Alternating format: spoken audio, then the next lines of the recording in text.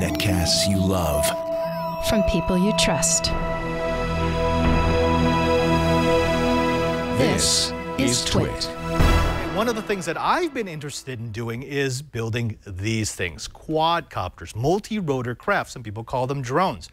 But there's a difference between building a quadcopter for fun, which is what I prefer to do, and building a quadcopter for the perfect video shot, the smooth, silky, blah, blah, blah shot, the overhead 360 view, the selfie view. These are the kinds of capabilities that we're starting to see in quadcopters that are released from manufacturers like DJI and 3D Robotics. But here we took a look at the Ares Blackbird. You want a quadcopter, but you don't want to build it. You want a capable aerial camera, but you don't want to buy parts from a dozen different vendors and bodge them together. You want a stable multi-rotor, but you don't want to get a master's in quadology just to make it fly. If that's you, then you were the person that the engineers at Ares had in mind when they built the Blackbird X10, an all-in-one, almost ready-to-fly aerial photography and videography platform. When the folks at Ares say that the Blackbird is ready to fly out of the box, they mean it. The kit literally includes everything you need to be up and flying within 30 minutes without having to purchase or find any additional parts or tools.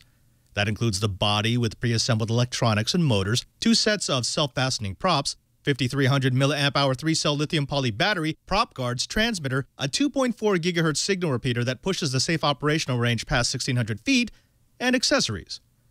They've even included the screwdriver and wrench that you need to attach the prop guards and tighten the props.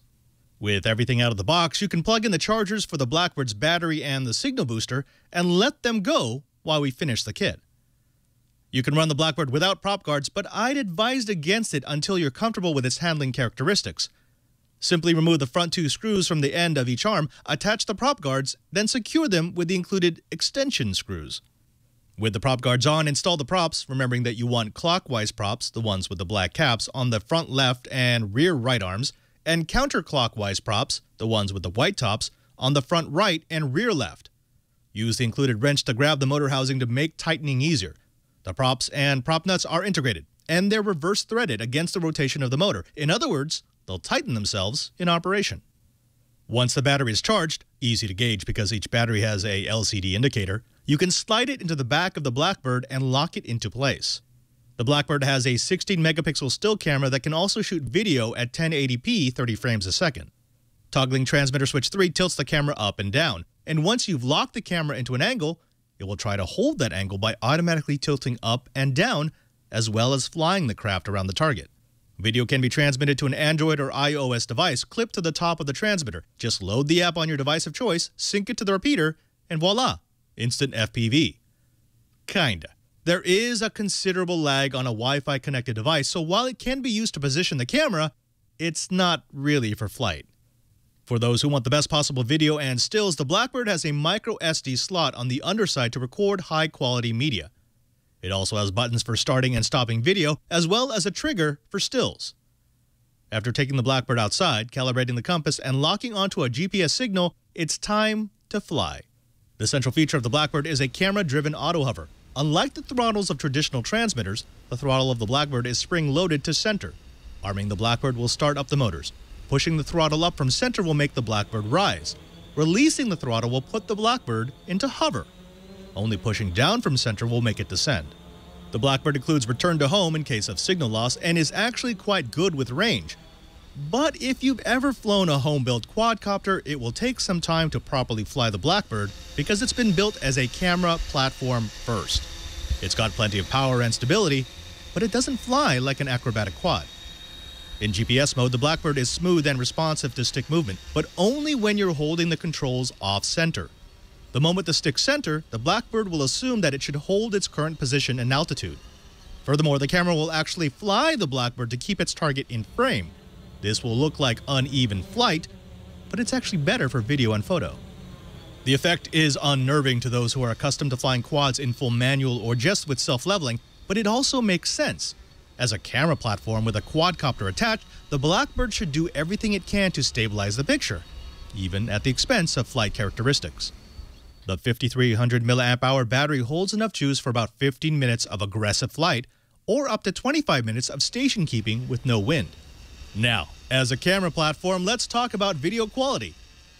At least I would like to talk about video quality. You see, I took the Blackbird out to fly 4 times. Each time the Blackbird failed to record its aerial sessions despite the flashing green light on the transmitter and the recording light on my phone.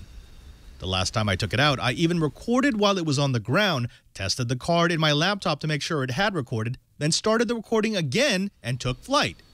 At the end, nothing. Later, I lucked out and it happened to be recording while I was practicing in the parking lot, and the camera and the self-stabilization is actually incredible. At one point, I was comfortable enough with the auto hover to lift the Blackbird into the air, then put aside the controller and fly a second quadcopter. There is so much promise in the Blackbird, but unfortunately the camera issue is a deal breaker. You can't have an aerial videography platform if it won't record every time without fail. You especially can't have one that tells you that it's recording while no data is being written to the memory card.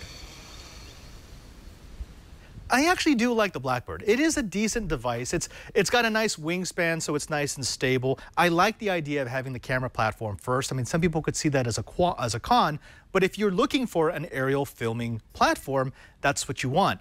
It's got many good things. I like the auto hover. I like the simple operation. I like the feature of the range extender that they have on the transmitter. This thing was really designed for people who want to film first and maybe fly second. But the biggest con, the thing that just pulls it away, has got to be the fact that it didn't work. If it's going to be a camera platform first, it has to work every single time. Any photographer or videographer is going to tell you that the worst camera is a camera that's unpredictable.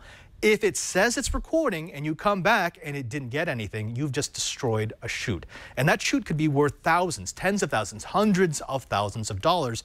That's just simply unacceptable. The other thing they don't like is the proprietary nature of some of the parts, specifically this battery. You're going to want to get more than one battery, and these are going to cost you $125 a pop. Now, this is just a standard battery that they encased inside of this enclosure. In fact, I've already opened this thing up. I know how to put a regular battery inside of here, so it's kind of silly that Aries is going to make this Blackbird so that you have to go ahead and buy another one of their batteries. The pricing is going to change. Right now it's about $700, but with the release of the Phantom 3 and with 3DR coming out with their Solo, you're probably going to see this drop down to the $600, $500 range, which still does make it a bargain. It's a bargain at the pricing once they fix it. What I would say about the Blackbird right now is that it's an absolute don't buy, but it is a absolute prime potential possibility, that's a lot of potentials, for a redemption.